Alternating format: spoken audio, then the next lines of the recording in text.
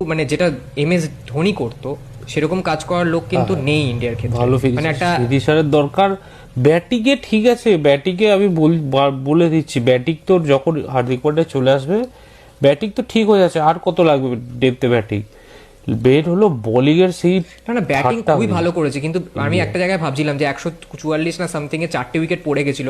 কোহলি ছিল, আরেকজন বোধহয় রেড্ডি না কে ছিল, তখন দেখলাম না 6 উইকেট পড়ে গেছিল, তখন দেখলাম নীতিশ রেড্ডি রেড্ডি ছিল। ছিল। তখন তো ভেবে নিয়েছি ম্যাচ গেছে অলরেডি, ম্যাচ তখনই শেষ হয়ে গেছে ভেবে নিয়েছি। তো তারপর যে ফাইটটা দিয়েছে সেটা দেখার মতো ছিল কিন্তু। মানে আর কিন্তু 4খানা ওভার বাকি ছিল, আর রান ছিল কিন্তু এই হ্যাঁ 35 মতো বোধ হয়, 30-35 মতো,